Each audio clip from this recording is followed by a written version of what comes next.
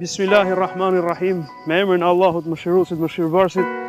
Falënderimi takon Allahut xhalla xhelaluhu, paqja dhe bekimet qofshin mbi Muhamedit alayhis salam. Të nderuar teleshikues, ju përshëndes me përshëndetjen islame. Assalamu alaikum wa rahmatullahi wa barakatuh. Po fillojmë sot këtë cikël emisionesh rreth historisë islame. Dhe do ta nisim me pjesën e parë të këtij cikli emisionesh, pra me krijimin e universit. Se si Allahu Gjeleshanuhu krijoi universin. Allahu Gjeleshanuhu thot në Kur'an: "Huwa alladhi khalaqa lakum ma fil ardi jami'an, thumma istawa ila as-samai fasawwahunna sab'a samawati wa huwa bikulli shay'in alim." Sadaq Allahu al-azim. Në këtë ajet Allahu Gjeleshanuhu thot: "I ka krijuar për ju çdo gjë që është këtu në tokë." I ka përshtatur pra për njeriu.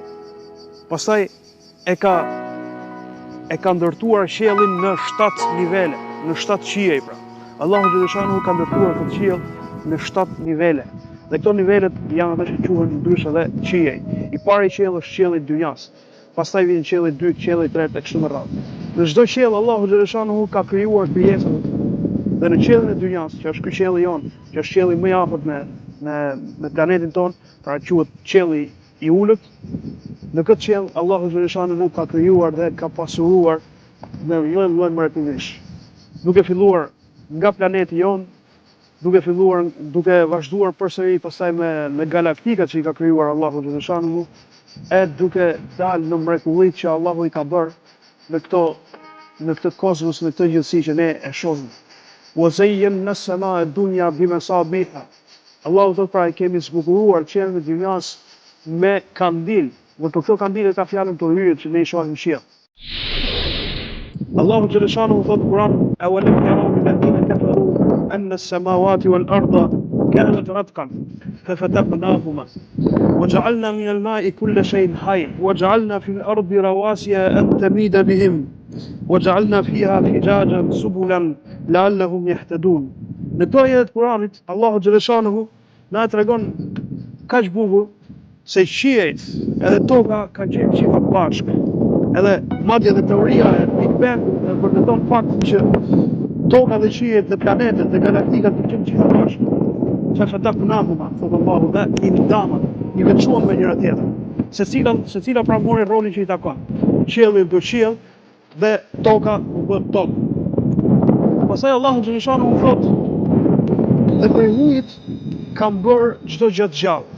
Dhe çdo gjë që ne shohim në këtë ambient, me këtë hapësirë, kudo në këtë gjithësi, çdo gjë që është e gjallë, fillimin, gjenezën e vet ka për ujin. Dhe me ujin ekziston pemët, bimët, njeriu, insektet.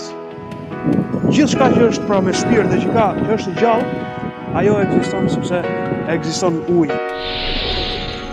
Këtë tokë Allahu Gjeleshanuhu e ka bërë të përshtatshme për të jetuar krijesat e gjalla. Dhe për këtë arsye, duke krijuar ujin në të, ka bërë që këtu të jetojnë krijesat larmishme që ne i shohim në këtë gjithësi. Derisa në fund fare pastaj Allahu Gjeleshanuhu e përshtati dhe e bëri të aftë që kjo tokë të jetë e përshtatshme për krijesën njerëzore, pra për këtë rasë njerëzore që ekziston. Allahu Gjeleshanuhu krijoi detin. Allahu Gjeleshanuhu detit i krijoi brenda në të krijesat ndryshme, peshqit, koralet. Krijoi në tokë, siç e shikojmë, pemë, lule, krijoi rër, krijoi lloje ndryshme tokës, krijoi tokë prej rëre, tokë prej të ashpërt, të shkëmbive. Pra gjitha këto gjëra Allahu Gjeleshanuhu i krijoi në këtë tokë dhe i bëri ato që të jenë të përshtatshme për një krijesë të ardhshme që po vinte. Dhe ajo krijesë quhej njeri.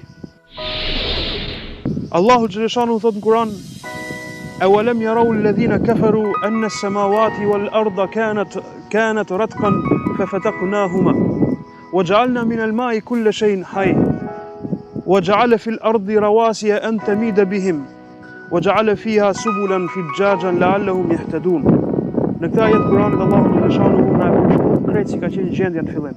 Si ka qenë qielli bashkë me tokën